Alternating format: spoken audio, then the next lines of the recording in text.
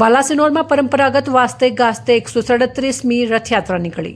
બાલાસિનોર નગર વિસ્તારમાં પરંપરાગત ધામધૂમથી 137મી રથયાત્રા નગરના વિવિધ રસ્તાઓ પર વાસ્તે ગાસ્તે નીકળી હતી અને વાતાવરણ ભક્તિમય બની ગયું હતું।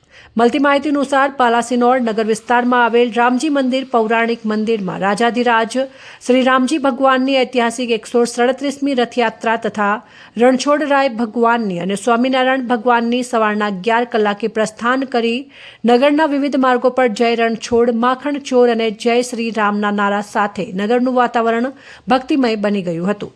આ રથયાત્રામાં રામજી મંદિરના યુવા ટ્રસ્ટી સંજય ભટ્ટ, જયકુમાર ત્રિવેદી, આશીષ ત્રિવેદી, સ્નેહલ ત્રિવેદી તથા ધવલ ત્રિવેદી અને સુંદરકાંડ પરિવારના સહયોગથી રથયાત્રાનો પ્રારંભ કરી પરસોત્તમની વાડી બસ સ્ટેન્ડ પાસે બપોરે 2 કલાકે પહોંચ્યા હતા। ત્યાં દરેક ભક્તજનોએ પ્રસાદી લઈને બપોરે 4 કલાકે પરત નિજ મંદિરે જવા નીકળી હતી। બાલાસિનોર ટાઉન પોલીસ સ્ટાફે ખડેપગે તૈનાત રહ્યો હતો અને સમગ્ર રથયાત્રા શાંતિપૂર્વક સંપન્ન થઈ હતી। રિપોર્ટર રાજેન્દ્ર પટેલ, બાલાસિનોર।